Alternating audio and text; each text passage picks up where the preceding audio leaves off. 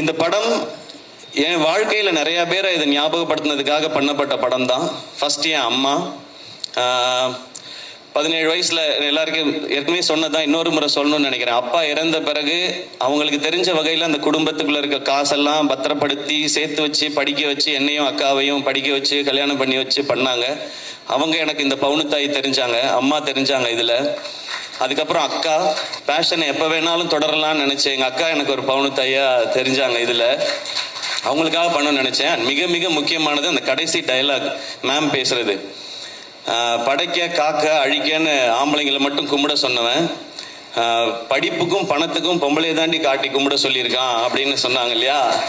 அந்த டைலாகை நான் முன்னாடியே உணர்ந்துட்டேன்னு நினைக்கிறேன். எனக்கு கல்யாணம் நாள்ல இருந்து என் வீட்டோட வரவு செலவு எல்லாத்தையும் பார்க்கறது ஆர்த்தி தான். எனக்கு தெரியாது என் அக்கௌண்ட்ல என்ன பணம் இருக்கு தெரியாது. ஊருக்கு போகணும் ஏதாவதுன்னா, ஆர்த்தி ஊருக்கு போறதா இருக்கேன், டிக்கெட் மட்டும் காசு கொடுத்துட்டியா அப்படின்னு கேட்பேன். இப்பயும் அதை நான் ரொம்ப பெருமையா சந்தோஷமா வாங்கிக்கிறேன். அவங்க தான் பாத்துக்கிறாங்க. அவங்க பார்க்கலன்னா என்னால் ப்ரொடக்ஷன்லாம் பண்ணியிருக்க முடியாது. ஸோ ஆர்த்தி அவங்க எனக்கு ஒரு பவுன் தாயாக தான் தெரிஞ்சாங்க. இந்த மாதிரி ஒவ்வொரு வீடுகள்லையும் அவங்களுக்கு சின்ன சம்பளமாக இருந்தாலும் கொஞ்சம் காசாக இருந்தாலும் அதை அங்கங்கே சேமித்து வச்சோ இல்லை குழந்தைங்களை பார்த்துக்கிட்டோ இப்படி வீட்டில் இருக்கிற ஒவ்வொரு அம்மாக்களுக்கும் அக்காக்களுக்கும் தங்கச்சிகளுக்கும் சகோதரிகளுக்கும் இவங்க எல்லாருக்குமான ட்ரிபியூட்டும் சமர்ப்பணம் தான் இந்த தாய் கிழவி படமும் இந்த வெற்றியும்.